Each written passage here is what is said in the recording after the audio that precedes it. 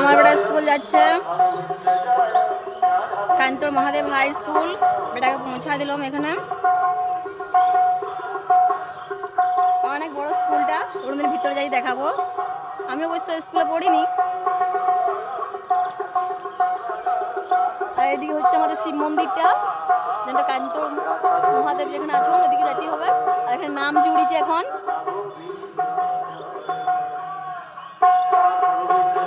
চলুন বাড়ি যাওয়া যাক আর কি।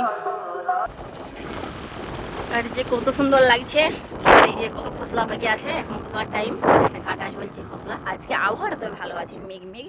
এই যে এখানে কুমড়া গাছ হয়েছে এই সাইডটায়, আর শুধু এখানে হচ্ছে মানে পুরো সবজি, এই যে ধান হয়েছে প্রচুর, আর কুঁদরি গাছ হয়েছে। আর গ্রাম মানে সত্যি অপূর্ব এক সৌন্দর্য।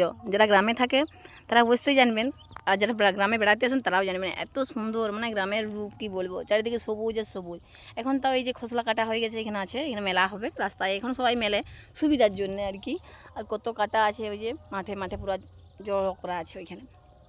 আর সত্যি খুব অপূর্ব এই বাংলার প্রকৃতি, বাংলার সৌন্দর্য বলার লয় যদিও, মানে খুবই সুন্দর। এ তো কি লাগে সাদা সাদাগুলো কি, আয় দেখো কারো মুড়ি পড়ে গেছে গো, হায় হায় হায় মুড়ি পড়ে গেছে।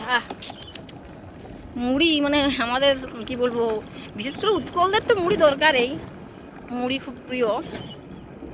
আর এই যে কত খেজুর দেখতে পাচ্ছ, খেজুরে খেজুরময়। কার কার খেজুর ভাল লাগে? আমার তো দমকা ভাল লাগছে।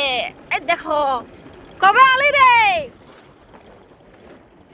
হচ্ছে এটা ভাই ওঠে চাকরি করে, ফোর্সে আছে আর কি। জিজ্ঞাসা করলাম, তবে তুই দিয়ে বলি ওকে, খুব বুঝতে পারলাম ভিডিও করবো, তা হাসে হাসে চলে গেল।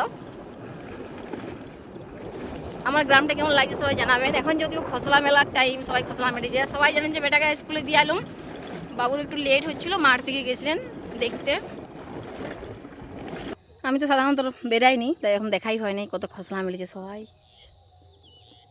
চারিদিকটা কত সুন্দর, কত খেজুর গাছ। চলো বেশ সুন্দর পরিবেশটা লাগছে, একটা রিলস বানাইলি।